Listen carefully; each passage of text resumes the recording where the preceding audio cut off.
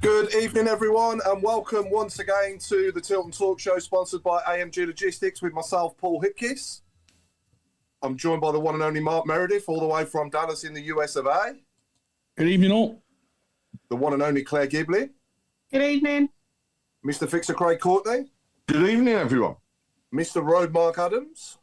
Good evening, everybody. The Chairman, Alan Watson. Hello. And last but not least, Mr. Chris Brown. Good evening, everybody. Who? A very eventful week went by since our last show, and obviously the first defeat for us at Bolton, which feels like in an eternity, followed by the scramble for Wembley tickets, which is still ongoing. And then obviously a nice win at home to Lincoln on Saturday, 1-0. Claire, do you want to start us off? I believe you was at Bolton, wasn't you? So start us off and give us your thoughts on Bolton. And I think the changes, obviously, along with the amount of games and injuries and stuff, it all took its toll on us, it didn't in the end. And I think the biggest, like I said on the Monday night, it's almost like I was psychic. My biggest concern was having to change the goalkeeper. Yeah, I think, well, last week was just a random week, to be honest. Bolton away, it took us ages to get there. First of all, the traffic was horrendous. Then when we did get there, some people wanted the tickets, and then the tickets were running late. So it just seemed like a continuous cycle of something was going to go wrong. And then when we got there, I think Bolton were fired up. They knew what they needed to do. They were just outside the playoffs. They wanted it more. You could tell that they'd had a bit of a rest. We looked tired from the off. I mean, to be fair, the first half I thought that we played quite well. I thought we dominated. And I thought we took the lead, and I thought, actually, you know, we deserved the lead. And I mean, Hansen was playing well, great goal. I mean, he absolutely blasted that. And we looked in control. Then all of a sudden, you could tell that the back line were a bit shaky. You could tell that they kind of didn't trust Bailey in goal. And I just think that first goal, I mean, we were down the lower tier, and it's just one of those that a goalkeeper should just not let in. It reminded me of when Randolph used to let in them from the near post. He just shouldn't have gone in. And I think from then on, they had the impetus to go forward and to attack. They looked quite good. They had the crowd behind them. I mean, it was their biggest crowd that they've had all season. And I just think that we just looked a bit tired, a bit jaded. We tried, we huffed and we puffed, but we just couldn't get there. We just couldn't get another goal. And then obviously they scored. And I just think that it's a game that you kind of just want to forget and move on. Were we in the game? Yes. Could we have won it? Yeah. But I just think that with all the games we've had, I mean, compared to other teams around us, we've played 50 more games already. So hopefully, you know, with the international break and even just keep rotating it. We've got players coming back from injury. And you can tell we missed Led, we missed Keshi, we missed Allsop. And then obviously on Saturday, it was a whole different ball game on Saturday. As soon as Allsop came in, you could just tell at 2:00, everyone was like, Allsop's back. Oh, thank goodness for that. But again, I think it was one of those games where they were in the low block. They huffed and puffed. I mean, they didn't have a shot on target, did they? So how they think they can draw the game, I don't know. But again, we have a penalty. It was a Stonewall penalty, and Keshi Anderson made the difference, I think, when he came on. But I do think we miss a bit of pace. I think we just miss that little extra in behind. I think sometimes we miss that. When Anderson came in, all of a sudden he stuck out wide, but then he did float in a little bit more. And I think on our right-hand side, we did struggle. Nothing against Billick or Gardner Hickman or anything like that. I just think that we do miss some pace and just something. But, I mean, out of the last 4 games, 3 wins and a defeat, you can't go wrong, can you, really? No. I think for me, on last Tuesday was pure evidence, wasn't it, of how important Allsop is to us with and without the ball. You know, we're so much more confident passing it around the edge of our own penalty box like we do with Allsop in goal than what we were last Tuesday night against Bolton. And, you know, like you said, Claire, they look a little bit anxious. They looked a little bit, you know, uneasy with the changing goalkeeper. I'm not blaming the defeat all on Peacock Farrell, though. I mean, he pulled off one good save, didn't he, at 0-0? It was a one-on-one and he saved it well. But, you know, I just think, obviously, other than the obvious, keeping the ball out of the net, you know, it's just that sort of presence as well and the command, that how commanding Allsop is in his penalty box compared to Peacock Farrell. I think it makes you nervous when, so for example, Allsop, when he's got the ball at your feet, you know he's going to get rid of it. Yeah. But I think Bailey lets it go really close to his goal line and then do it. And I mean, against Bolton, we had Alfie out front for majority of the game and we were just launching it. And they've got 6'4" against Alfie May, who's probably similar height to me. He's not going to win it in the air. While when Dukey came on and Stano came on, it did add a little bit more to it. But like I think Hansen's played well since he's come back. Yeah. It was nice. It was nice to see Billick come in, and you know, I mean, Cochrane. I don't know what they feed him, but how he's playing every single game. And at some point, I just hope he doesn't burn out when we read like for the final or anything like that. But Bolton deserved the win. They went for it. They had a go, and they just deserved it. And then obviously against Lincoln, I think we did. So we just move on to another two big games, really. It's probably come at a good time, actually, because, you know, it sort of sets out the complacency, if you like. We're just going to keep winning every single game. You know, complacency will start to set in and we might just get a more important game that we end up losing, you know. So it's important to do it. And if you're going to do it, then it's not a bad time. It's never a good time to lose, don't get me wrong. But with plenty of games to go, and we're almost at the business end of the season now, you know, we want to go off and just go off into the sunset and win it by over double points and beat the points record, which I think was 106, was it? 106 is the overall points record for the AFL, yeah. Yeah, so we want to beat that, you know, and let's go on a run now till the end of the season and stay unbeaten. But congratulations as well to Chris Davies for finally winning Manager of the Month as well. And, yeah, I mean, I said last week how that was unbelievable, didn't I? And lo and behold, he goes and wins it as well. So it's a joke it's taken so long, though, so I'd love to know what the criteria is to actually win. Not be Birmingham City manager, not spend a lot of money. That's the criteria. You know. And I think they got to the point where they're like, actually, they've played 7 games this month. I think we might as well give it to him because... It's a joke, though, that it took them so long. When you look at the run we've been on, the amount of teams that we've been up against that have been top half of the table, and yet it still hasn't been recognised until February. I mean, at the end of the season, right, this will be it's prediction. We'll put this out to our viewers as well, right? So how many of our team or will Chris Davies get into the season's team? So when the EFL put it together at the award ceremony, how many Birmingham players will be in there, and do you think Chris Davies will be the manager? There you go. There's a question for everyone. Hard to answer, isn't it? Because I don't know about you guys. I don't watch much else League One other than us, you know? So I can't really name many other players in the league. And I said the other day, didn't I? The sooner we're out of this division and we can move on, the better.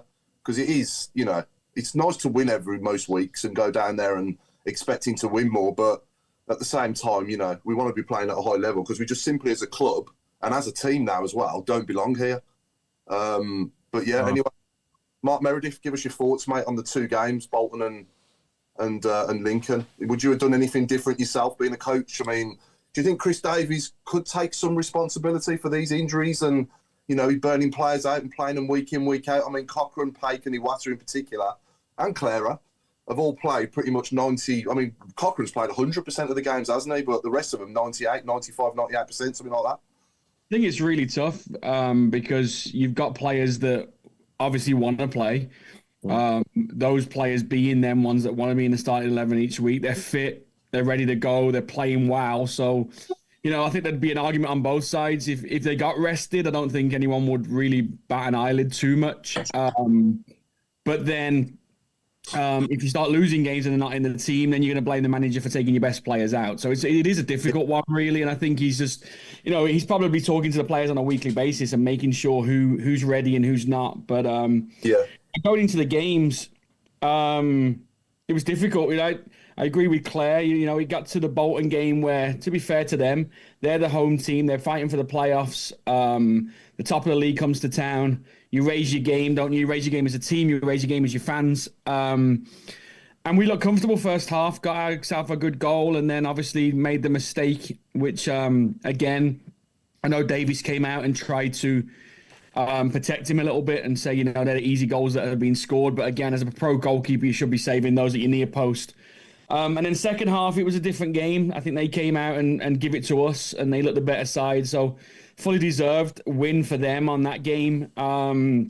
Saturday, was never nervous that we were going to lose the game. It wasn't perfect. It wasn't great. It was one of those boring 0-0 watches for quite a while, even though we had a lot of possession of the ball. I did get a little nervous that we wasn't going to score as the time went on. But then obviously we got the penalty, and to be fair, full credit to Stansfield. Everybody in the stand thinks he's going to take it, and it looks as though, and from things I've been reading and hearing, that the goalkeeper got in his head a little bit with the ball and said, I know where you shoot and that type of thing. And Stansfield tricked him a little bit and threw the ball backwards to Dowell. And you seen through Stansfield's celebration when he went up to the goalkeeper after laughing that he said, I've got one over on you. So that was a good moment. And to be fair to Dowell, he's gone up there and absolutely smashed that one in the top corner, hasn't he? You can't get a better penalty than what he's taken there, really. So, totally with Claire. It's another 2 wins out of 3. We've got 2 important games coming up again. One of them obviously being our game in hand on Wickham. I know Wrexham play.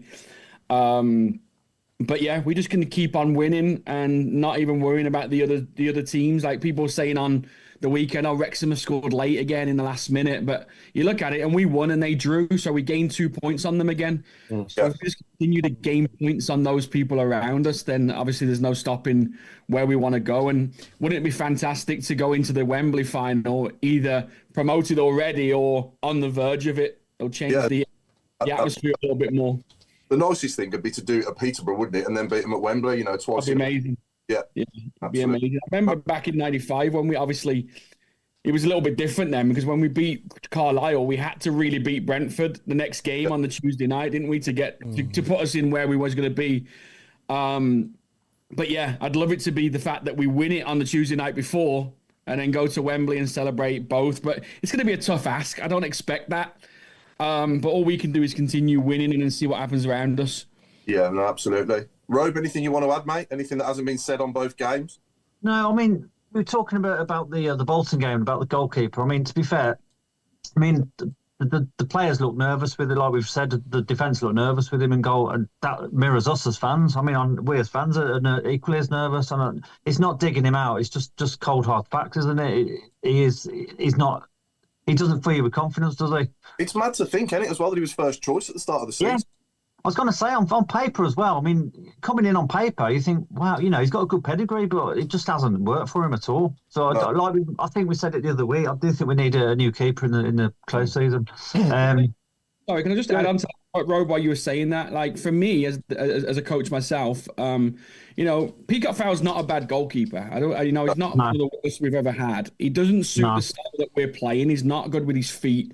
We're playing a possession style. But we also have to look at Allsop's comfortableness with his defence and his midfield is down to more game time, more trust, everything being built within games that Peacock Fowler haven't had. So there's that little bit as well. But I think I read that Davis had said that it's like having David Beckham in goal with Allsop because he's got somebody that can use his feet short and long. Yeah, and be comfortable, and that's what we need was in the possession that we have. So yeah, I mean, that's all right. I was going to say that going back to Saturday, I think we mentioned complacency, but I think we as fans, I mean, I've noticed the last couple of home games, the atmosphere has been weirdly flat. Whether we're so used to winning, we're used to winning and scoring goals every week. I don't think we're going to sort of smash teams now for the run in. As long as we just win games now, it doesn't matter if it's 5-0, 2-1, whatever. Just get the points on board and let's just go up as soon as possible. We're still going to smash one team this season. It still has to happen, and it'll be at the point that we are completely relaxed and everything is done and dusted.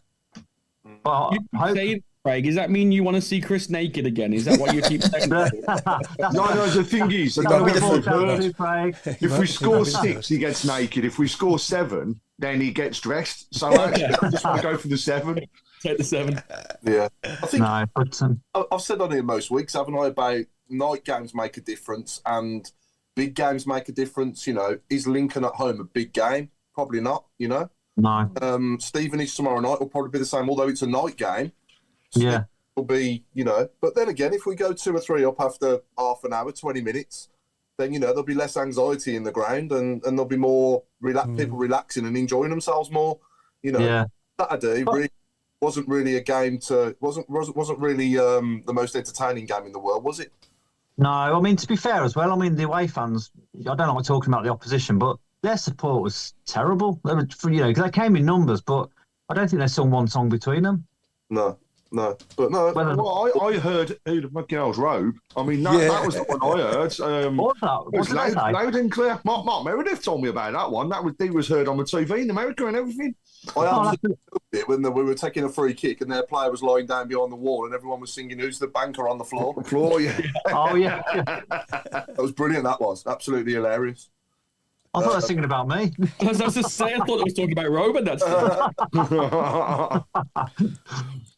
And last but not least, Alan, your thoughts, mate? Well, I sat here last Tuesday night and went with goal up, and we weren't doing anything wrong.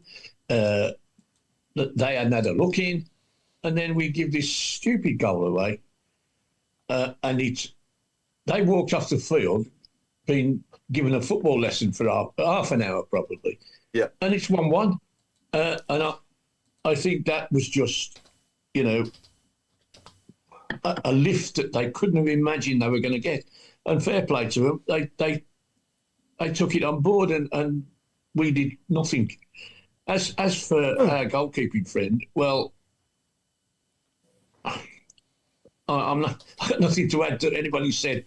Other than that, he found himself in a situation for the first time this season where he was the number one, and there was nobody other than the kid. There was nobody below him.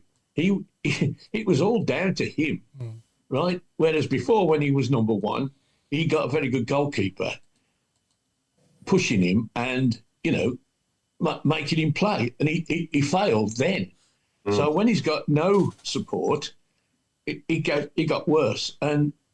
But Saturday, my long-lasting feeling about the game was, where do they get these referees? And I'll tell you now, he did technically things that were so wrong, like waiting for somebody to take a free kick on the halfway line and facing the other way. Well, any referee will tell you, if you do things like that, you'll have to get one in the back of the ear hole because you don't take your eye off the ball. You get in a position where you can see along the line and you can see the bloke taking. And the crowd were getting annoyed because the time wasting was ridiculous. Yeah. Worse and worse and worse. And then the first time, I think it was Stansfield, tried to delay the game, he gets booked. We had 3 bookings by half time. We only had, I think, something like 5 fouls given against us, and we got 3 bookings. They had 12 or 13 and got 1. Now, that's crackers. I mean, the penalty, I didn't think so at the time because I'm a long way away from it, but I've watched it a few times on TV. That bloke took him out at the knee. Battered him. And he never even got a finger wagging, let alone a booking. And I thought, what is going on? I think somebody's got to sit down and sort it out, this time-wasting business. Sorry, Alan, when you say you was a long way away from it, I presume you was in the main stand and not Sussex? Main stand, and it happened the other end. Yeah, you came up then. Yeah, you came up for the game. Yes. Okay. Yes, I did. And I could have probably popped in and bought me Wembley ticket, but no, let's not talk about that. Oh, go on. Get off your chest, though. To be honest, I've got to a stage. If it wasn't for the kids wanting to go, I'd say stuff them. I really would. I do that trip every other Saturday. What, to Wembley?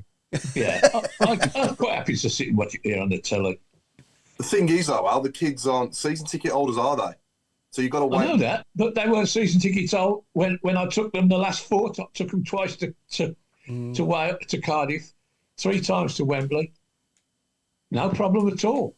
Hey, look, One season ticket holder. How many tickets do you want? There was a limit. I couldn't have had them all, but I think that's how they've done it with Peterborough, haven't they?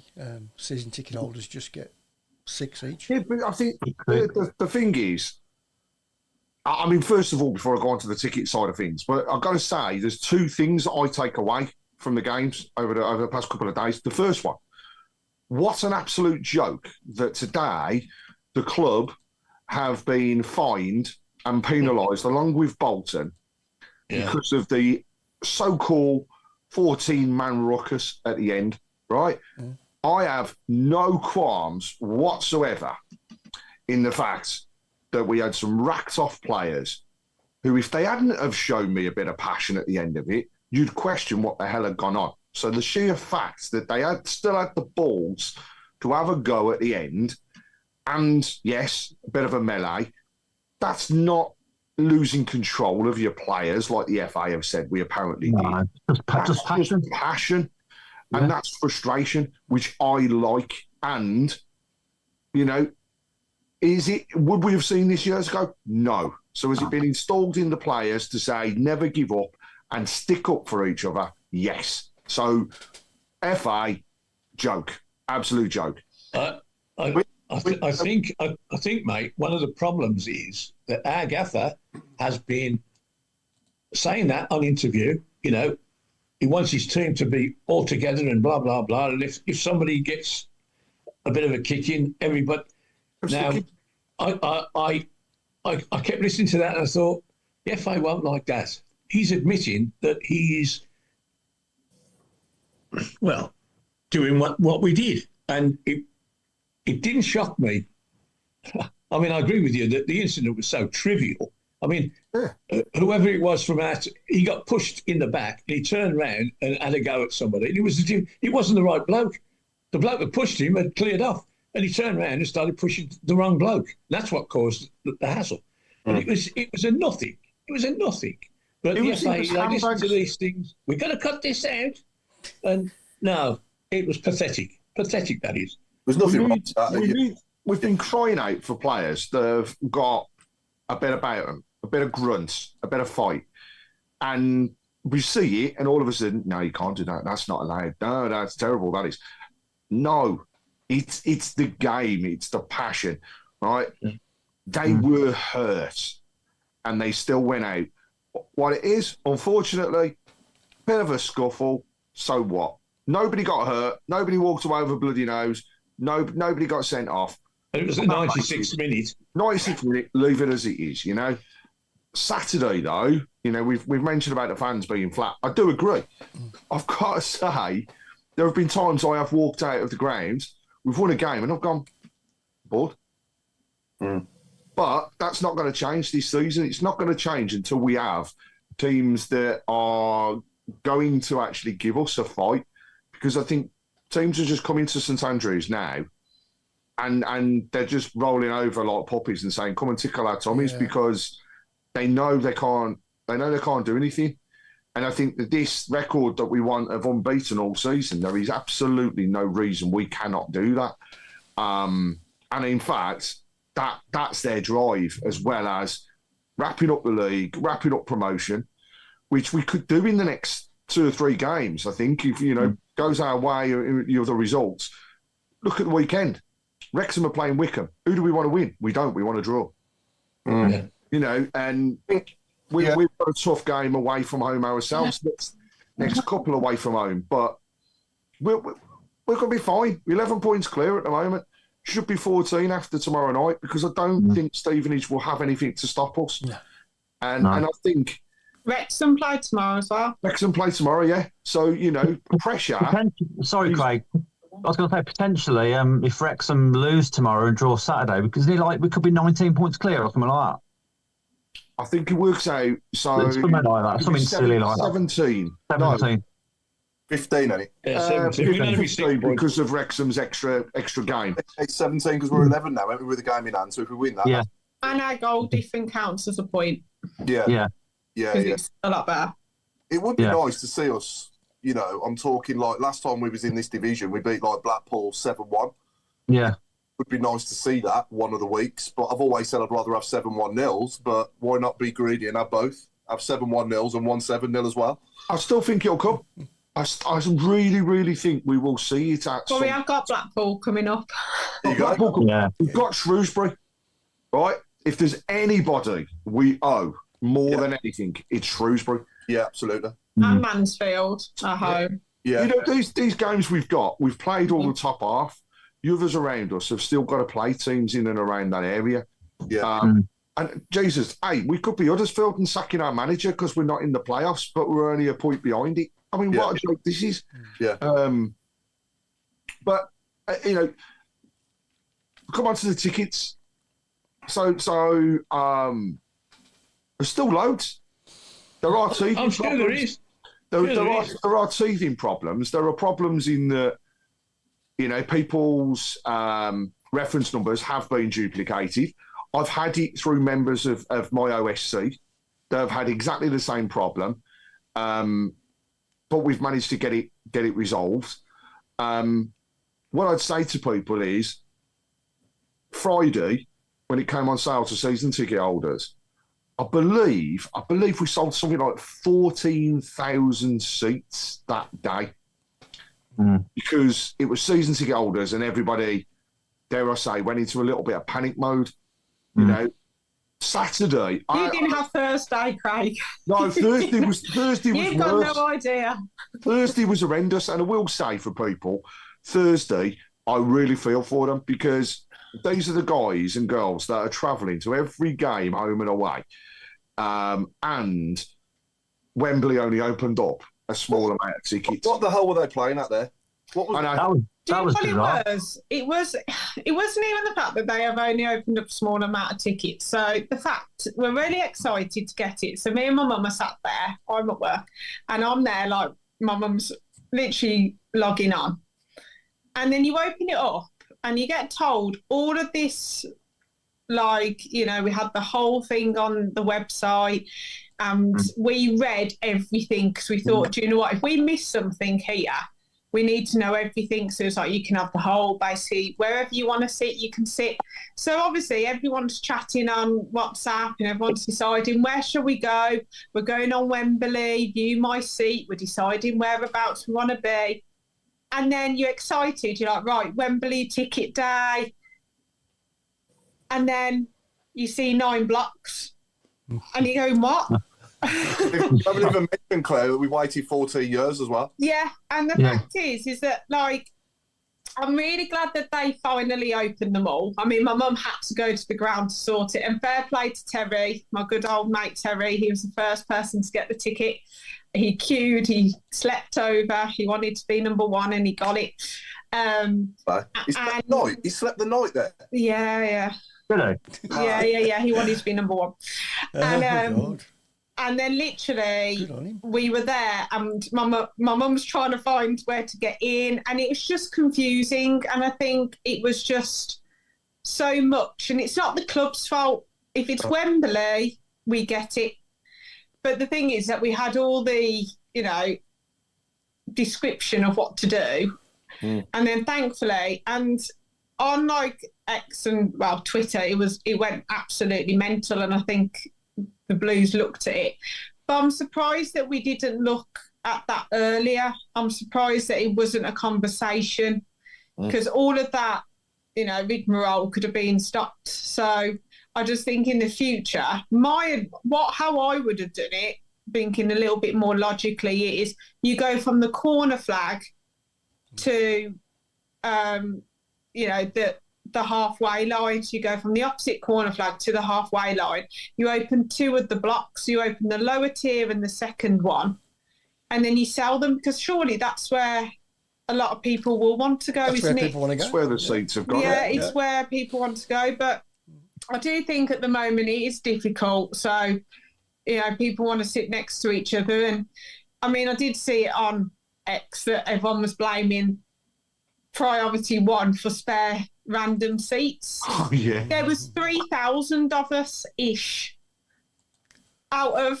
how many? 30,000, and then we're going for seats being in the middle. You're all season ticket holders as well. Yeah, and this is what I mean. So somebody went, well, what about, are you basically saying to the season ticket holders? And I went, I am one.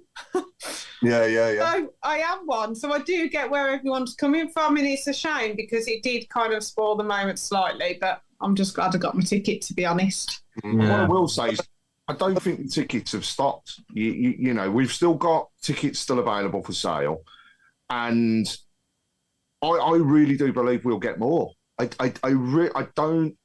Yeah. Firstly, definitely. Wembley have only given Peterborough 25,000. Now, it's all down to going to be safety.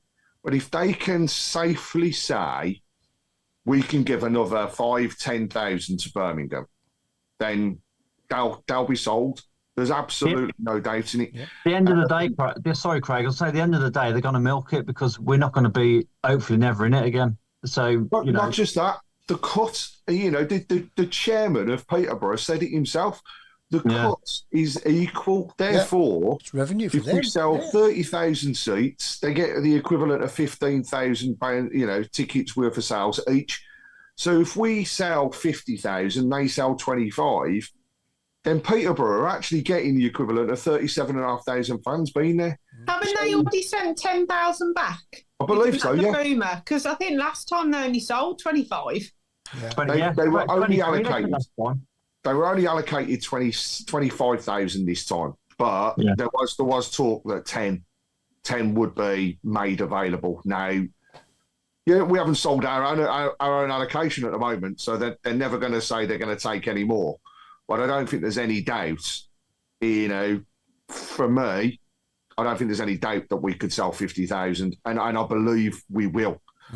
What I will say is the fans that are priority, it's key for them to make sure they get the seats. And as long as they, if extra ones are made available and then they say to those fans, look, we've just been given an extra 10,000, we've got some more that would be the equivalent of category 1, 2 and 3 then let's make sure that everybody that's bought one that's up in the gods, for example, gets the opportunity to move. I think that's only fair. And they have made that statement already, that if season ticket holders buy and then have to wait for somebody to go to general sale, they will reposition people. But let's just make sure that it's done the right way, so that everybody should get their seats. And also, if there's any problems, bear with the ticket office. I mean, it was incredible. I know people that went down to try and help and support on Friday, and they said it was unreal, some of the things that were being said. We've come down here because we know we'll get our tickets. Why am I being given less priority over somebody on the phone? Well, you're not.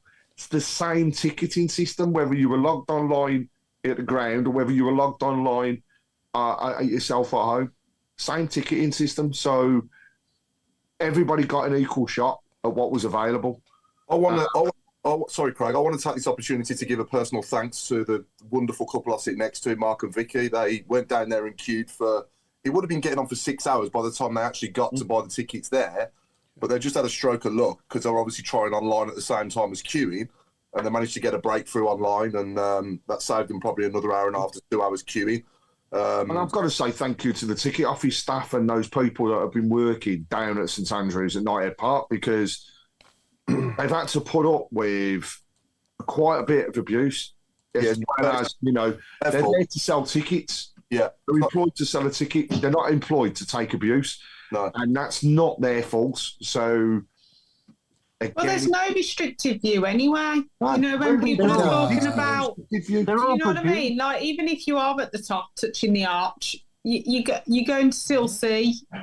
You know what I mean? Like, okay, they might be slightly smaller, but yeah, it is high up. High up. I watched Yeah, I get it is high up, but it's not like, at least it's not like some of these old grounds where you've got a pole in the way, or you were like, do you know what I mean? Or you stood behind, like if you got someone in front, and also even if you are standing, say, you'll still hopefully be able to see. Yeah. I mean, I despaired at some of the questions. I've got to be honest. Some of the social media questions was just unreal. You know, like you say, people just turn up on the off chance. Oh, you know, can I just get one? I haven't got a season ticket, but my mate has. Can my mate just get one for me? And it's like, no, don't work like that. I know somebody that queued, and they got down there, they got to the front, and the person that was in front of them had queued up for the same amount of time. I went, I'm here for 6 tickets. Yeah, fine. Can I have your 6 reference numbers? Gave the 6 reference numbers. Oh, only one of these a season ticket holder. The other 5 aren't on their lists. We thought we'd get them all together. You've been sent an email telling you what priority you're in. Don't try it on, because it doesn't work. It's not on. And those poor staff then take all the flack. And it's because people have just took no bloody notice. But look, everybody, tickets are there. To hear somebody turn around and go, there's only 2,000 seats left on Saturday. Oh, I heard that today, yeah. How can there be 2,000 seats left? We were given 36,000. There's only 18,000 season ticket holders, and that includes the away travel members. Yes, there are people from the club, and those staff at the club deserve their tickets, right? I don't care what anybody says. They shouldn't get it. Yes, they should, because they've been through some real crap down at that club. And now things are turning good, so they deserve their tickets the same as everybody else. But stop scaremongering, because 2,000 was just ridiculous. 2,000 left. We sold 4,000. Does all this include hospitality as well? Yeah. Because you got hospitality tickets, don't forget, that are sold out. Even with the hospitality, you know, some of the hospitality is actually Wembley themselves as well, which is also a huge gripe I've got. Yeah. Because how can they justify charging £89 for a Peterborough fan to do a package, which then for a Birmingham fan is £269? Exactly the same thing. Right. Yeah. It's an absolute joke. So they're going about the club. The FA are ripping people off, and Wembley are ripping people off left, right, and centre. Yeah, it's Wembley. But the funny thing is, we've sold ours out, and they haven't. Yeah. It's crazy. Well, somebody said it's supply and demand. Well, no, because the price of the tickets that they're charging us is the same price of the ticket they're charging for Peterborough. So supply and demand doesn't work that way. No. They should charge the same. It's disgusting. Absolutely disgusting. I mean, to be fair, to go to a final and tickets be 60 quid or less for normal is brilliant. And I mean, 10 quid for kids as well, under 16. Like, you can't, I mean, my mum's was half the price, which she thought was amazing. But I mean, I think mine came to about 48. Well, I'm not being funny. Some of the away grounds we've been to, Bolton was 30 on Tuesday. Yeah. So, I went to Wembley 3 times last year, and the 2 games at Solihull, I paid 30 quid for not great seats. And the Rugby League Cup final, I paid 16 quid. And that was in the gods. They were advertising the FA Cup final at Wembley, 300 the cheapest seats. And the European Cup final, tickets left 3,000 each. Yeah. Wow. So, you know, the price of the ticket's not a factor. It's just getting them out the door and, you know, through the letterbox. That's really what's my gripe. I mean, you know, they'll just milk it. They'll milk it, won't they? They'll milk it because they know they'll sell them. Of course they will. will. They just know when they put tickets available to us, they know whatever price they sell them for, and it's a reasonable price for the tickets. But the hospitality, like Craig just said, is ridiculous compared to theirs. They know, but they've done it because they know that they'll sell them. Well, supply and demand, isn't it? It's, you know, if you know you're going to sell it, you put the price up. It's like anything, isn't it? Yeah. The other thing as well, people are thinking that Blues have set the prices, which is insane. It's nothing. You know, we as a club don't set the prices. I've read a few comments on the message board as well, so I just want to clarify one of them, which was, how does the rest of the ticketing and priority scheme and the dates work, including general sale? So the way that it stands at the moment, season ticket holders have until Friday of this week to get their tickets. On a Friday, it goes to priority 3, which, to reiterate to everyone, is those that took part in the Lincoln City FA Cup scheme when that was put into place. That will be followed by the following Tuesday the 18th of March for priority 4. Those are supporters who have attended 9 or more games. Priority 5 is Thursday the 20th of March. That's for those that have attended 6 or more games. And then general sale is due to be Monday the 24th of March. So that's to cover off all of the timeframes that are in place. And with Lincoln, there won't be a lot. I think there'll be 2,000 or 3,000, if that. If that, yeah. So if you are number 9, the 9-game ones, I think you'll be fine. I think you'll be fine all of them anyway. On the day though, if Peterborough have only got like 25,000 fans there, and we've got say over 40,000, it's going to be like David v Goliath, isn't it? And you think on the day, in the game itself, that atmosphere difference will make a big difference on the pitch as well, won't it? I would have thought so. Oh, most definitely. Most definitely. Yeah. And the other thing is, just to reiterate to everybody, if you've got people that are in the other priorities and you want to sit with them, there is no reason that you do not buy your seat now and then you can move. Club have made that very, very clear from the outset that they will do that and accommodate people. So, keep an eye on that as well. So season ticket holders, if you're waiting for those in the next set of priorities, you can choose to wait or you can buy yours to be guaranteed it. Well, thanks for that, because that's the thing that's bugging me. If I buy my ticket now, have I got to buy another one when I take the 4 of them? Am I going to buy another ticket and then try and give the other one away? I'm entitled to a lot, or would have been entitled to a lot better seat than I'm going to buy for the kids because I've got them all the reference numbers. So I did what you told me, and they, oh yes, that's a good idea, sir. Yeah, blah blah blah. That'll help. But it's still a worry. What do I do if I don't buy my ticket and rely on getting the 5? Then on general sale, I could come unstuck. They could say, well, we haven't got 5 seats together. We got 2 over there. That is the risk. The risk of general sale, and that is it. It's general, so literally anybody can go in and get them, obviously, at that point in time, as long as they've got the client reference numbers. So sorry, Craig, I was just about to say that. It's important people do actually have a reference number, because I'm sure people think they can just turn up. They need it. To have any chance, you've got to have a client reference number. Yeah. Whether you've been to a game or not nowadays, right? And this is also a clarity point that, again, just to put across. If you've been to a game and you've used, somebody who's a season ticket holder couldn't go, so you've used their season ticket and you've used it for the day, you still require a client reference number. You cannot buy a ticket without it. That's the same across all of it. It don't cost anything to get a client reference number. You've just got to go and put your details onto the ticket office website, which, if anybody is missing it, I will post after the show and I will put it up. But basically, you go in, it takes a couple of minutes, just your personal details and contact points, then you will be given your reference number. At that point in time, when it gets to general sale, go to your heart's content.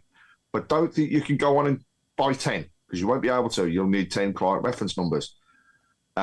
So all of this is also a way that the club can make sure that they've got a fan base that is recorded, that we know what's going on, and that is it's traceable. It's a health and safety, Craig. It's a health and safety thing, yeah. So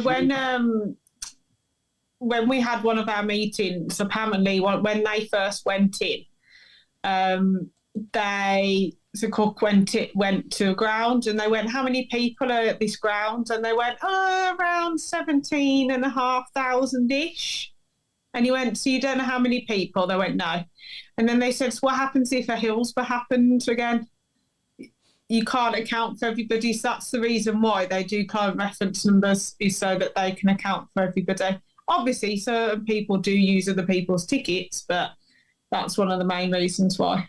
Mm-hmm. And Bill Mintz, just to clarify, people are saying there's 1,000 tickets left. We'll try Peterborough. If there's 1,000 tickets left, it means there's a lot of people that somewhere or other have either lost seats or there's a lot more corporate than we expect, because the numbers just do not add up. No. Hey, let's just remember, Wembley holds 90,000 people.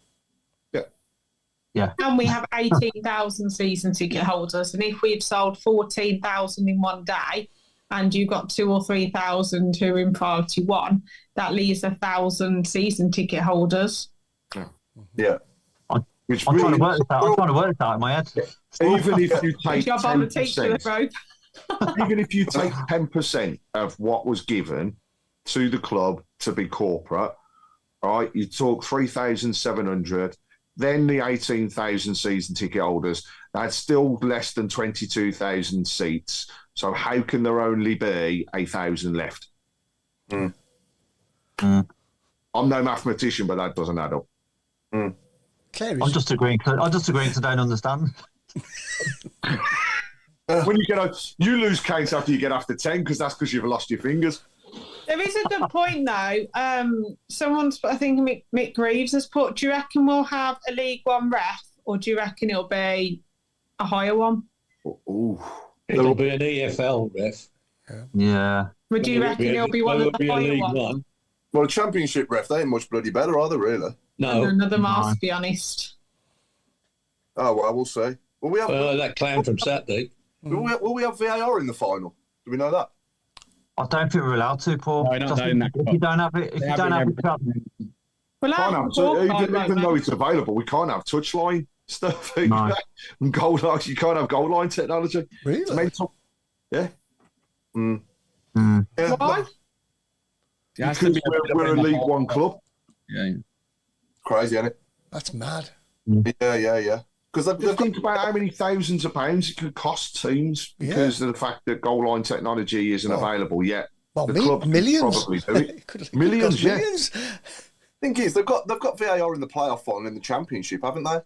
And they don't have VAR in the Championship all season. So why can't they have it in the EFL Trophy final as well? But it's It's not. Yeah, it's sponsored. Yeah, I don't know. It must be sponsors.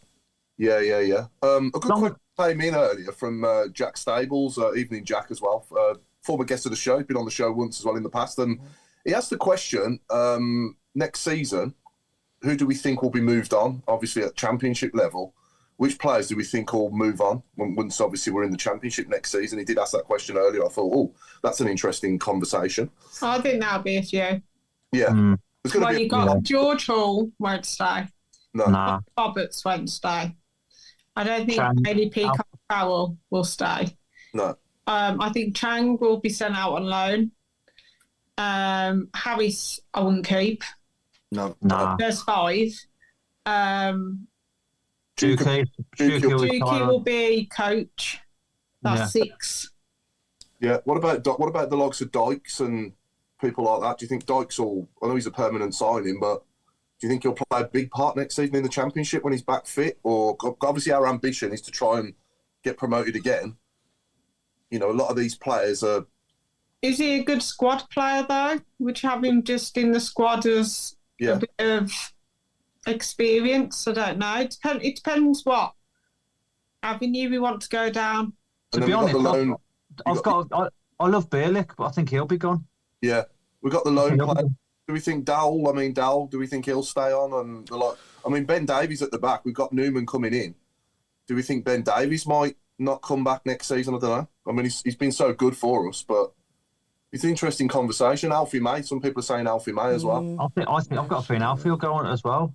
I hope he doesn't though, because I do like him. I want to see him. I want to see what he could do in the Championship. I'm not going to say he's going to be a prolific goal scorer, but he's a workhorse. But I think you're going to lose. I wouldn't go as far as saying we might be close to double figures in the numbers of players that will lose, that will be moved on. But they've got to do that But also, we've got to factor in, don't forget, we do actually have financial fair play that will kick back in again. Yeah.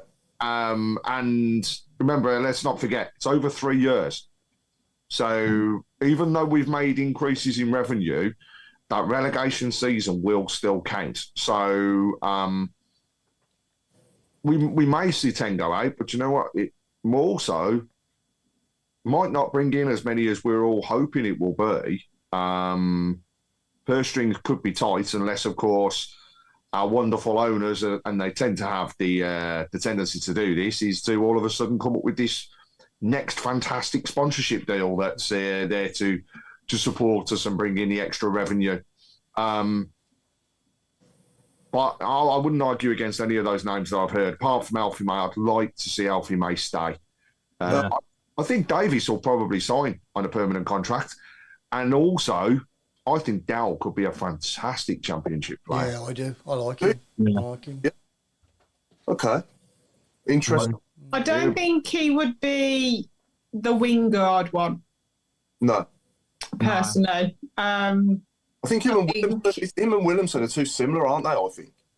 Yeah, I think we need, like, better people who can head the ball. I think if you lose in Dukey, we need somebody big up front. And I think we need someone with raw pace as well. I know we got Stano, but I think he can always play on the wing as well. So, Mark Meredith, question to you, Mark Meredith. We're away to Coventry next season. We're at 1-1. There's 10 minutes to go. We're trying to win the game. Would you rather see Dykes coming off the bench to try and get the winner or Alfie May? Probably Dykes. Really? I don't know. Obviously, May's a better player. I just think that you change your game with 10 minutes to go. And if we, again, like Claire said, you need some height. Dykes is going to give you a bit more physicality than May is. But there's two arguments to it, isn't there? May's a prolific goal scorer, but you've got a little bit of game left. Yeah, we're trying to score a goal, aren't we? Bring them both on. Yeah. That was the thing. That was the thing on Saturday, wasn't it? There's just no height at all. The last 10 minutes, we had no height at all. Sorry to interrupt, Rob. I love this idea from Warren Moser-Starling. So, thoughts: winner of the EFL Trophy should be allowed access to the Europa Conference League. It's a way of putting money into the lower leagues and stops the average Prem teams getting even more money. I totally agree with that. I think that's a brilliant idea. Yeah. But then I would stop the under-21s going into it. That's what I would do. And I would make it go down to National League. Yeah, and bring back. Yeah. Get rid of the under-21s because they don't need it. I'm sorry, they just don't need it. And this is why a lot of the clubs boycott it because of the under-21s. Okay. And either just have it as League One and League Two or open up to National League and then put that in. You'll have more people wanting it, playing their first team and going for it.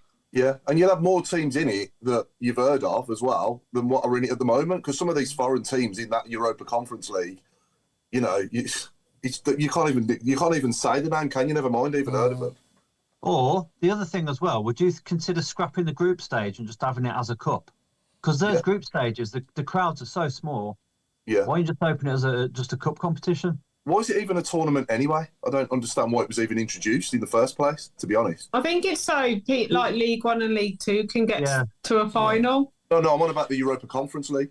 Oh, money, just sorry for 7th and 8th. Money, no other reason, money. Yeah. Or the other thing you could do, would you open it up to Scottish teams? Oh no. Leave them up there. You think we're going to Hibernian on a Tuesday night? You're joking. No, I mean like low. Oh, ignore me. You will. We do every week. Who said that? Yeah, Andrew Pott, touching on what you said earlier a bit there, Claire. We need speed on the wing. We're too slow at the moment. He's absolutely right there. And for me, Anderson coming on Saturday made a big difference, didn't he? He was the difference. And yeah, certainly injected more pace. And for me as well, quality. When he gets the ball, you know, he's so much more likely to score or get an assist, isn't he? I think. I think Hansen played well. I just think that sometimes I want Hansen to run at them a bit more. Yeah. He's very. I mean, the touch that he had when the ball was given to him was brilliant at points, and I was like, actually, first touch, mate, you got it in the bag. Yeah. But I just think also Keshi came on, and you could feel the crowd just go, oh, he's here. There we go. He's back. Yeah. Yeah, and I think it made such a difference. And all of a sudden, you could tell. But I mean, Gardner Hickman, that when we get the ball in, I feel like at the moment we're very methodical. We've gone back to that again. But actually, when Gardner Hickman just crossed it first time, and like Anderson nearly had that chance, you got to do that a little bit more. Just be a bit more 1 and 2 touch. We're very methodical left and right. Just whip it in and get it in hard and low. You've got Alfie May running onto it, Stano. Because at the moment, we keep putting it up in the air. Williamson can't win a header. And when Duke is not there, we haven't got the height. So I just think we need to be slightly different with our play. Yeah. I think next season, going back to that question earlier from Jack Stables, we will see a very different team to what we are now. We're going to have at least, my opinion, I think we're going to have at least 3 or 4 new players in the starting 11 regularly. Yeah. Key, though, is keeping the nucleus and the spine of what we've got now. Those players that the Pakes, the Iwatas, the Stansfield, the Allsop. I know we've got Newman coming in, but in effect, he's a brand new player. So you've got to keep, Clyde's got to be there, Cochrane's got to be there. I just think you keep them and build on top. Even, Ipswich didn't spend loads. Ipswich didn't bring in loads of players because they'd kept the steady base that was there and they knew that they could play the football. So again, we'll talk about all those players going out, but actually, are they what you would class as our second string players? Do we need to keep all of the ones that we've got in our first 11 at the moment and build on top of those? Because at least you start the season knowing who's the person that's next to you. What do they do? How do they play? You don't lose that over a summer break. No, there's not over argument behind it. Yeah. We got any other good questions or comments, Chris, on YouTube? Good evening to everyone, by the way, on YouTube. There's quite a few on YouTube that we haven't said on. Here's a good one as well. Does anybody know what the prize money is for the EFL Cup? Oh, isn't it about 100 grand? It is exactly 100 grand. It's not Got right. it. That's it. We're going to raise that money just from selling tickets. Just on point. Just to think, the top of the money Barry Fry offered us to wear our home kit for an extra £1 million. £1 million. We'll win 100,000, but we'll lose 900,000 just by swapping kits. Yeah. Not a lot at all, is it? I thought it was just a Papa John's pizza, but obviously they don't sponsor it. We get a car instead. Yeah, exactly. Blue Shadow wants to know what happened to that other new player. Was he Japanese? Seen nothing of him. No, not the cover. Isn't it about the new left back? Yeah, the new left back. He's not fit. I think he's just not been. He's not matched. Their leagues are different to ours, though, aren't they? They start at different places, so. Yeah. He had one game in the under-21, didn't he, the other night, the other afternoon? Yeah. The manager said as well. He said he ain't up to speed yet. So the thing is, though, as every game goes by, until we're actually promoted officially, then every game's important now, isn't it? Because the sooner we can get that done, the better, and then we don't even have to worry about. You can make as many changes as you like then, but saying I don't think you will, because I think you'll want to go after that points total as well. Yeah. The thing to remember is, though, we can't be held to ransom as well when we talk about these players. Just because we're going up doesn't mean that we're going to put an extra couple of million onto a price. We're not going to be. I think the club was ran poorly before. It's not ran poorly now, and I completely trust in Gardner and the team to get the right people through. Steve Kimberley said on the message board he'd have taken the $5 million that apparently Brentford offered for Donovan during the window. Now, I disagree with that because he's gone into there and he has been playing extremely well. He's apparently not far off getting an opportunity of potentially reaching their first team squad at Brentford. Now, if that's the case, he's worth a lot more than £5 million. And if he is showing his worth and Brentford are truly interested in him as a player, they'll come back and they'll offer more. And at $5 million, he's pennies to a Premier League club. Yeah. So I think we're holding out for more than that. Wouldn't surprise me one little bit if we're not holding out for near enough double that. So if he comes in our team and performs really well next season on that right wing and in the Championship, then he'll save us a lot of money. Because in my opinion, that's where I think we need an out-and-out right winger that I'd like to see us go and spend big on if we can. Yeah. Do another marquee signing, like another Stansfield sort of signing. That's what I'd like to see, a right winger. And maybe Keshi on the left, or Keshi backing up whoever's on the right. But we'll see what happens. But it's certainly exciting. It's nice to think that we've got the manager's going to get backed, isn't he, to recruit? Yeah. Bill Mintz just said he hopes that the club starts to release Wembley merchandise. Well, they already have. Claire's kindly modelling one of the tops there today. And they've got the shirts, haven't they, as well? You got the cup as well. How much was that? you asked me that. There we go. Rob, it's 25, mate. It's written on the front. I prefer Chris Brown's t-shirt. Yeah. Chris, show us. The Tilton Talk mugs are in. I'll show the mugs next week as well. Yeah, there we go. There's a couple of mugs on here today, Chris. One of them's in the middle of the screen from what I can see from this angle. There's loads more coming in the shop. Craig. At which point I've changed. Yeah, I'm no, it's not the middle anymore. It's the one with the beard, and I don't mean the one with the grey beard or the going grey beard. Anyway, moving on. So we got more than one person with the beard here, Craig. That's why I said not the one with the grey beard, and not the one with the going grey beard. The going grey. You're the going grey, right? That's it, Meredith.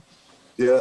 The other week I asked on here, didn't I, our top 3 ever centre-half partnerships? Okay, remember that? Mm-hmm. So I now want to ask everybody and all our viewers, who are your top 3 ever Blues right-backs in your lifetimes that you've seen play for us? Right. I know number one. Not in no particular order either. I want to know your best one, second best one. Stevie Carr, number 1. Yeah. Yeah, nobody's touched him as number 1, is there? John Frayne, number 2. John Frayne, probably. John Frayne, he was a left back, Mark. Yeah, him as well. What you say, Al? I said Gary Rowe at number 2, and I can never remember his name. The Irishman that lifted the when we got promoted. David Langan. No? Oh, Jeff Kenner. Oh, Jeff Kenner. I think I'll have to agree with you there, Alan. That's my. That's a great. I've seen Colin would probably be. What did you say? I agree. Yeah, for the first time ever. He was sat. Sorry. Right by me on Saturday, Jeff Kenner. And he's looking well. Yeah. Laird would be up there as well for them.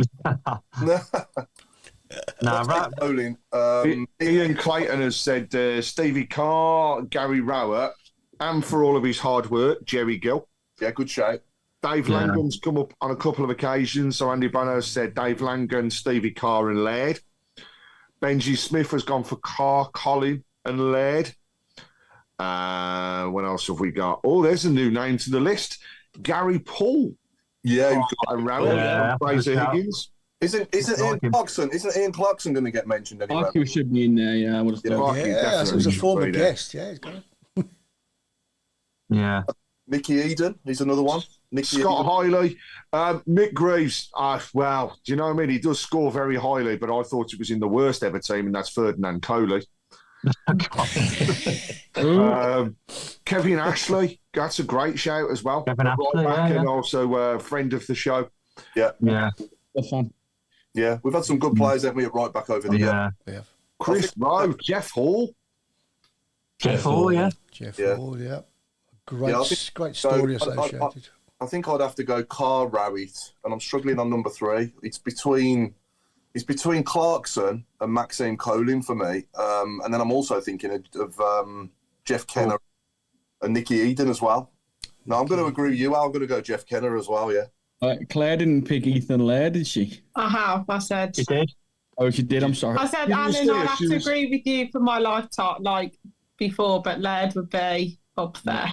And then, as she was saying it, there was the sudden spurge of love hearts that appeared across Facebook's page. And I missed it last week, and he scored, didn't he? See, everyone slated him and hated him. I stuck by him, and now nobody can say he's rubbish anymore. Well done, Ethan. Thank you. Oh, he's a good one. Mark Dennis. Was he right back? No, he was a left back. Left back, wasn't he? Yeah. Oh yeah, Cadiz. Cadiz. Oh my God, I yeah. had Paul Caddis. Paul But Cadiz, like, good player. yeah, I was going to say. I mean, Rowett never wasted a ball, did he? He was perfect. Rowett He was- never wasted a pass. Rowett was quality. Really He good was player. perfect. Was the statement. He was perfect. We had Jakey Steinman last week, and now we've got Rowett this week. Oh, yeah. Oh, look, Rogue's looking so smug for himself. Look, he's like, What did he say? What did he say about? What did he say about Juki? Oh, we can't repeat it. I missed it. Can't Can't repeat that. repeat it. No. Yeah, but all I can say is it involved the dark room. It's, I mean, it was really scary. Yeah, we haven't. Lawsuit pending.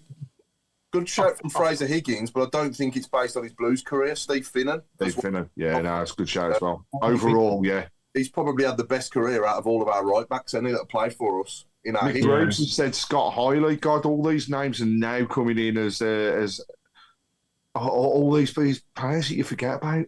Yeah. Yeah. Yeah. Granger was left back, wasn't he? So, Yeah, Granger. Yeah. Chris, anyway, do you want to do the who?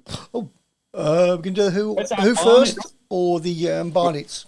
Which one do you want to? Which one you got ready? One of them. Let's go for hair Barnets. Let's go for Barnets. Can you sing the theme to go with it as well, please? Yes, please. I tell you Sing what, with Jonathan. if anybody gets both these Barnets and the who, they can have tons and tons of goodies. Oh, there's the challenge has been set now. Is that? Can you sing? That's only between you two. I can't see it. I ain't put it up yet. I'm about Oh, to go put on, it up. yeah, go on. Somebody hit him. Claire, let's have a look. Can you show me your phone? Chris, can you sing the song, please? The little slow. Yeah, can we have the theme tune, please? Right, why is that Can't remember shirt doing like a strongman pose, like a what's that called? It's symbolic. It's saying like, "Come on, Mark, it'll be all right." But he's ain't got his claret flag. Has anybody got him yet? Ian Bennett Oh, and Alberto Tarantini. No. I can't. I've got him. I've got it on there. Where? I can only see one. No. Oh, hang on. Mark Meredith, you did get the one, yeah. Yeah. Number one is it number one? Is it Robbo No. and Tarantino? Tarantini's second. Tarantino is set number 2, yes. Yeah. I thought it was my mother for a minute. Sorry, Susan, it's not Keith Birchin. Are they in my lifetime? Yes. It's not Kenner, no. Robbo's coming up so much, you know, in the for number one. It's the grey It's highlight. not. Is it He Cadiz? looks like him to me. Is it Cadiz? No, it's not Cadiz, no. Is it Damien Not Robbo. Johnson, Chris? No, it's not Paul Robinson either. That's another good right back, Damien Johnson. Yeah. Midfield, wasn't he? He played. He played there sometimes, didn't he? Yeah. Yeah, is it Jerry Gill? Warren Wasserstein said Jerry Gill. No, not Jerry Gill. Ian Clayton, number 2 is my nan.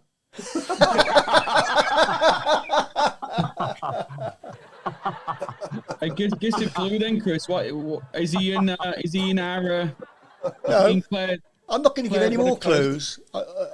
He's in Until my it, era, but I can't remember watching him play. I'm going to tell you. I'll tell you it when you've all given Harry up. McJeffrey. No, Is that grey hair? Yeah. it's not. It's not Keith Fahey. It's not Hannibal. No, it's Tarantino number 2. It's not Lee Clark number 1. No. I know. This It's is a player. definitely not Paul Furlong. Jamie Pollock? Who? You've dropped a what? Oh, Steve Vickers. Someone said, Blue Shadow said Steve Vickers. That's No. not bad. No. Tell me when you're giving up. No, we don't give up. Caldwell. 'Cause Oh, I want to move on. You know what I mean? Is it a Stephen player that's Caldwell. played? Is it a player that's played many games for us? I'm not giving you any more clues. I've said. Jed Stephen Caldwell. Caldwell? No. Um, We're going to get this one. We're going to get it. Never. You're not telling us the era that he played. I'm not telling you I bet anything. you played about 30 minutes and was on loan. I've been giving you easy ones far too long. I'm just wondering if we ever signed Fabrizio Ravanelli, but I don't think we did. Nah, you've given up, haven't you? Come on. Can you show us his face, Chris? Oh yeah, I could just show you. I could just tell you who it is. You like? Is it Walter Pandiano? No. No, he had no hair. I'm going to throw a real rogue one out there and say Brian Howard. Ooh. No. Ryan Hughes. Definitely no. Atherton. No. No, he had Is it- longish hair. Ian Bennett. Not Ian Bennett. Peter Atherton. No, Is it's it not Benno. No. No, it's not Benno at the start. No. Okay, here's a clue. Here's a clue. Don't tell us. Don't tell us. Okay. Gus. Is he a goalie? Steve Kimberley said, is it Zola? Nobody's got a Scooby-Doo on this one, have they? Nah, I got no chance. Remember last week I gave you a curveball? Harley Dean. Last week you gave us, and you said it was a manager. It was Harry Redknapp. Mm-hmm. So this is a manager again. I'm not saying it's a manager. Bottrell. No. It's not. So it's not a manager. It's not a player. No. We're not. Jonathan Mike Taylor. Mike Taylor. Jonathan Mike Taylor. Browns. We're not going to get the steward in block 29 in the cup. Not Brady, is it? Oh, No. Tom Come on. Brady, Come on. yeah. Come Aaron on. Brady. Come on. Come on. Aaron Brady. No. Tom Come on. Brady. No, Tom Karen Brady. Brady. No. it's not Tom Brady. No. It's not Karen Brady. No. But is it Paul Donovan. Pascalino? Well done, Claire. Who is Who it? else it? Sully. Yes, I guess something free. Claire. David Sullivan. No. He said if you get the Who as well. You got to get the I'm who as well. getting something free for that. It's the first time I've ever guessed it right. I'm going to take Well that. done. Well, yes, it Who is. is it? David It is Sullivan? indeed. Yeah, it is. Is I it? need to see the Yeah, full yeah, fact, the yeah. full picture. Really?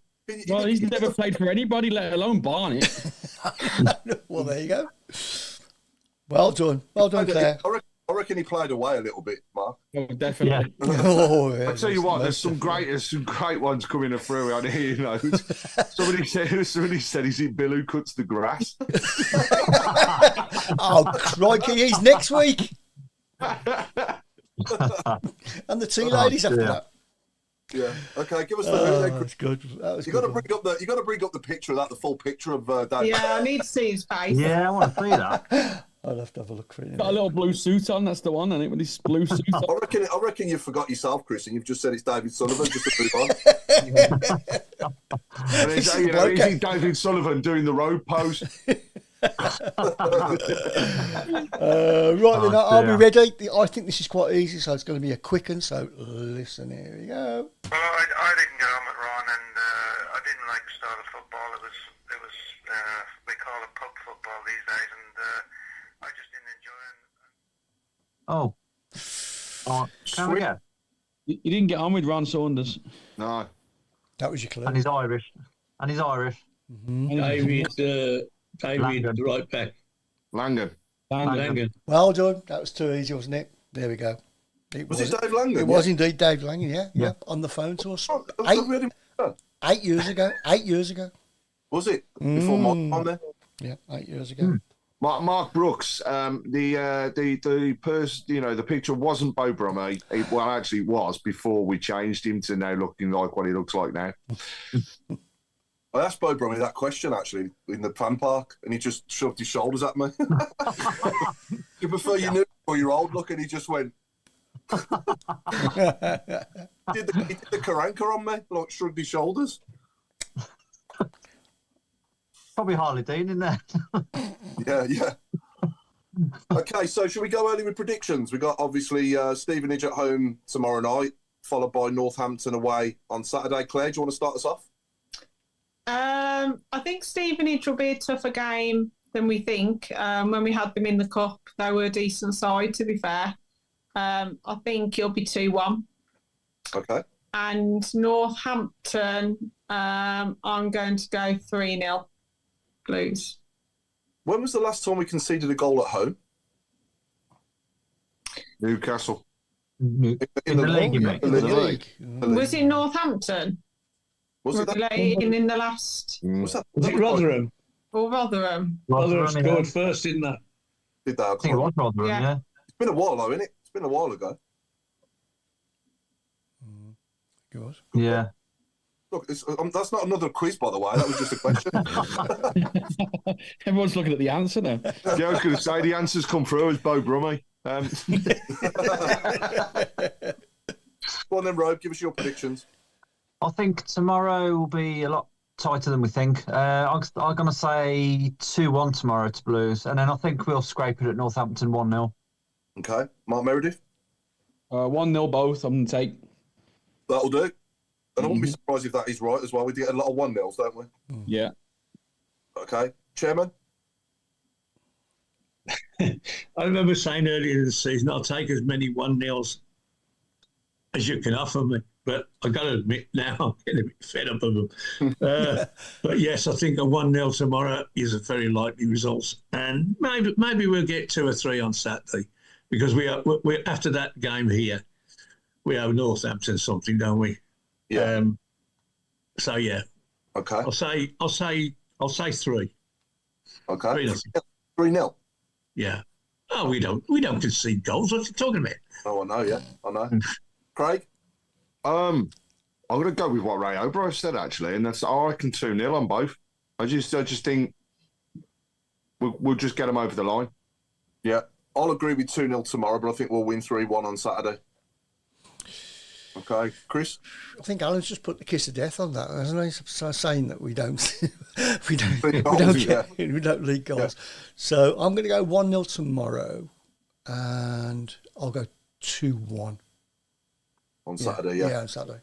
Yeah. And on the message boards, we've got Ian Clayton said 3-0 tomorrow. Taylor Garden Hickman scoring the first goal, but he hasn't said for Saturday. Steve Kimberley's going 3-0 on both games. The Blues, Bill Mint, 3-0 tomorrow, 2-0 on Saturday. Already mentioned Ray's, where he said 2-0 on both. Maureen has said 2-0 tomorrow, 1-1 on Saturday. Mike Hill's going for Blues 2-1 tomorrow, 3-1 to Blues on Saturday. Paul McCarthy's gone for 2-0 Blues and 3-0 Blues. Daniel Ruin has said that it's going to be 1-0 in both games. Mick Greaves, 1-1 tomorrow, he said. Alfie May's going to score. Ray Cornish, 2-0 tomorrow and 2-0 on Saturday. Mick Greaves has said now it's going to be 2-0 on Saturday. Anderson and Iwata scoring. And Jason Hughes is coming with the highest one yet. 4-0 tomorrow and 1-1 on Saturday. That'd be nice. And then finally, Ian Clayton, 4-1 he's saying on Saturday. So everybody's going for the positive results. So yeah. I think, would we say, is it fair to say that Stephen Carr got voted the best right back at the club more times than anybody else as number 1? Oh, yeah, definitely. Yeah. I think that's a correct answer in my opinion as well. But final question as well for the show, for all our viewers and everyone here. Who is our player, as we enter obviously the last third of the season now in the business end, don't think it's too early to ask at this stage, who is our player of the season so far? Cochrane. He's mine as well. He's the player that's played the most minutes. Touchwood, he carries on.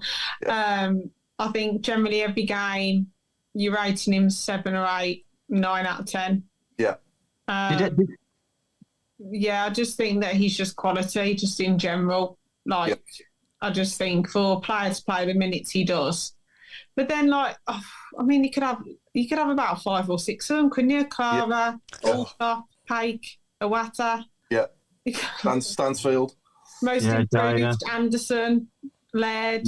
Yeah. Laird, I'd say Laird for the second half of the season has been definitely... Laird would be my young player. Yeah, definitely the most improved player, I would say Laird is. Taylor Gardner Hickman's going to give him a run for that, Claire. Yeah. I think the awards, if Laird gets young player, I will personally congratulate him. Congratulate him anyway, even if you don't get it. I'll just congratulate him anyway. Just being yeah, she'll just do what she did last year and just stand there going, "I can have a picture." I won't be. And I told him that it was the proper girly moment. Have a picture, please. I just had fangirl moments, Craig. Can't help it. Sorry. Well, I'd like to see Cochrane get a goal before the end of the season as well. Yeah. Oh yeah, I'd love him to score. Yeah, I'd love that. Top it all off with that left peg he's got. He can do that, can't he? Give him the last kick. We have a free kick. Give it to him. I think Tara's due a goal as well. Yeah, he hit a good volley on Saturday, didn't he, Cochrane? But it was just went a little bit, wayside, didn't it? And went off one of their players, I think. But yeah, I'd like to just see. say as well, we haven't mentioned Paik getting his international call up again. Yeah. Considering, I think there were rumours at the start of the season that if he didn't move, he'd never play for his country again.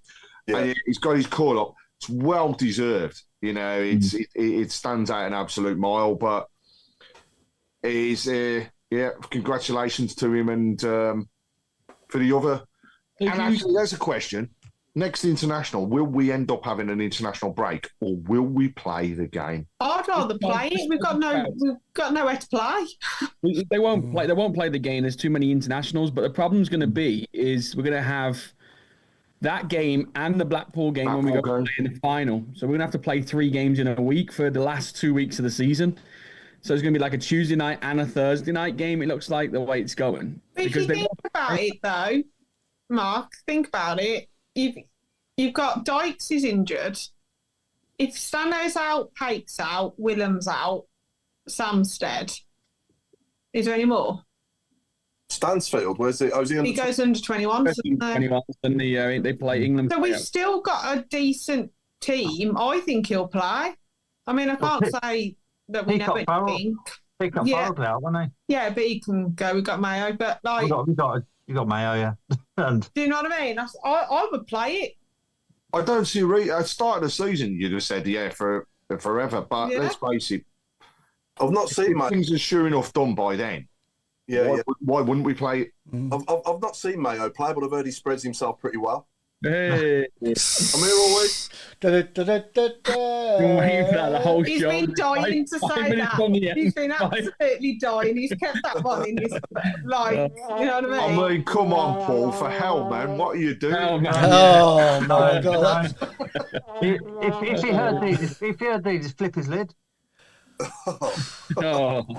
We're waiting for the punchline, Mark. Actually, have we all noticed that Rose put the arm of his shirt over the curtain today? Looks like a teapot. It actually looks like he's trying to cover the vents, keep the heating in. Keep the rats out. Saying like it's symbolic. It's the badge saying, come on, Mark, you'll be all right. That your friend Mark? That's it, yeah. It's his invisible friend. He's up there in the corner.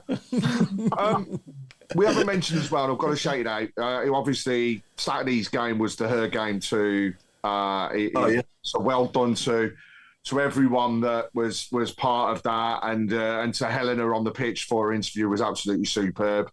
Yeah, big up to Helena and Georgia. Indeed. Well said. You represented everyone really, really well, so thank you. And Sunday is the Her Game 2 game for Birmingham Ladies. Now, we're a brilliant weekend. We didn't play, but the team that had an opportunity to get up close to us didn't get the result. So actually, we go into Sunday now even more in a better position. And sitting top, it could come down to that final game of the season against the London City Lionesses, which is at St Andrews, for the team that gets promoted. Let's hope it doesn't get to that, though. So if you can get down on Sunday, it is the Her Game 2 special. Tickets are still available. It's coming back, the ladies. Let's get a result over the line and see them staying top of that table. And let's go with that double promotion at the end of the season, because it'd be absolutely brilliant to have the men up in the championship and the women in their top tier. So if you can get down there, please do. And if you've got any groups, associations, or schools, anything at all like that, give me a shout, and we'll see if we can sort tickets for the game for you as a thank you for coming down as well. It was good to see him there as well on Saturday. Amy Merricks came out, didn't she, on the pitch at half-time, and the players were sat not far from me in hospitality as well. So, they were all there, the squad and Amy as well. Before I forget as well, I want to wish one of my all-time heroes, an absolute England legend, Stuart Pearce, a very speedy recovery as well. Yeah, that was a shocker. Yeah. He was mid-flight on his way back from Vegas to Heathrow. Those that don't know, and he was on a Virgin Atlantic flight and taken ill, and the flight had to divert to Canada, didn't it? And he's been in hospital since, but apparently he's in good spirits, isn't he? And he's doing okay. Stable. Yeah. I mean, if anybody's going to pull through that sort of thing, it's going to be him, isn't he? It's going to be him, isn't it, Chris? Yeah. What a player he was. Oh, absolutely. Yeah. And hope to see him back on TalkSport and across all sort of social media platforms and TV as soon as possible. Also, really good to see Mikel Antonio out there as well in front of the West Ham. Yeah. Emotional, isn't it? He was a very lucky man as well. Yeah. So, and hopefully we'll see him back in a football shirt and playing soon as well. Excellent. Any other points we want to go over before we wrap up? No, I think we've more or less covered everything, haven't we? It's been a busy old show. Yeah. Very busy old show. Yeah. Blown by, isn't it? Thank you. Yeah, and thanks everybody for joining in tonight. And great stuff. Good banter. Do give us a follow as well on obviously our Facebook channel and also YouTube as well. If you haven't subscribed to our YouTube channel, please do. Yep. There's other content that's added in as well throughout. So please do so and follow the podcast as well, which is available on all most podcast platforms, because there's a little bit of extra stuff on that people don't know about. There's some good classic old shows as well, isn't there? Like Barry Fry. There's loads. It's been a few years. I think it's been 5 years since we had Jeff Horsfield and Martin O'Connor as well in the studio. Yeah, I know, that was the other day, wasn't it? It was, yeah. Those that haven't seen that show, do go back through the archives on YouTube. Just type in Tilton Talk Show. Stuart, I only said Stuart Pearce there. Still Tilton Talk Show. Jeff Horsfield, Martin O'Connor, and it will come up. And it was a great show back in the 2020, wasn't it? It just was, before, Just before COVID, wasn't it? Yeah. If you want to go back a little bit further, you can do, and you don't have to listen to Robe at that point, so they get even better. Or you weren't either. At that point, you were just getting the guests, and you. I was hiding in the background at that point in time. Yeah, I was just building up. You were the T-boy almost, weren't you? That's what it was. I was. Yeah, I was the person that got the thank you that nobody ever saw. Mark Meredith, you was in your speedos on a Monday night instead. That you seen swimming pool. He's still in his speedos. You never noticed. I never can't see me. I need to dig out Robe's first appearance. That was a good one as well. His debut. That was after, I think we played Derby away, and not that I'm sad enough to remember it, but I do remember it. Yeah, a picture of it on his wall. Yeah, it's on canvas. Wasn't his first appearance when he was just his picture in the TV when he was the fan of the week, Chris? Yeah, that's right. You're spot on. Yeah, it was. Yeah. And I remember Chris said, "Look, he's a scruffy guy, isn't he?" Yeah, he'll do. He'll do. That's what I mean. Your first show, Claire. I phoned in the first time. I had to face you against Was it? Remember when we used to do where you used to say who was in box? Yeah, Craig got his phone, and then it was like, "Come on," and then that's it. Yeah, you had a list of all the players in front of you, didn't you, at the same time? No, I don't know what you're talking about. That was funny. They were all in here. Anyway, it's 8 o'clock. It's not. Right, yes, it is 8 o'clock. Good night, ladies and gentlemen, boys and girls. We've been the Tilton Talk Show. Have a good week, and hopefully we're 6 points better off this time next week. It's good night from me, and it's good night from Mark Meredith. Thanks, Paul. Good night from me, and it's a good night from Claire Giblin. It's a good night from me, and it's good night from the chairman. She picked me. I'm confused. And it's a good night from me, and it's a good night from Paul. And I hope you've got your tickets this time next week, Alan, as well. It's a good night from Paul, he said. Paul started. I started it, Al. Night from Craig Courtney. Yeah, it's a good night from me, and we'll go over to the person with the best beard on here that's left, and that's Chris Brown. Oh, thanks. Is there anybody left after me? No. We go with nobody that we care about. All right. Did I get it wrong again? Yeah. Yeah. Sorry. And it's a good night from me. Watching West Ham and Newcastle. I'm sure there's somebody else, I'm sure. And it's a good night from Robe. I'd say, my big moment, I'd like to say I'd like to say goodnight to everyone, really, and everyone listening. You was about to thank your family and friends then, weren't you? I've got an acceptance speech here. No, just It's not an Oscar, you know. please. No, friends, you mean they're both asleep? So, Filming. all right, Alan. All right. I know you're down there in Sussex, but I know where you live. Just like to say, have a good week, everyone. Enjoy the games. Take care of yourselves. We'll see you next week. Here's the 6 points. And Bill Meach just said there's only 59 tickets left for Wembley now. There's a few cellmates there, Red. 59. We'll all get a ticket. Don't worry. What are you buying? Well, there's a strong chance we'll get a ticket. I still have robes. What? I've now got robes barred. I'm not barred, am I? You're off the coach as well. Ah.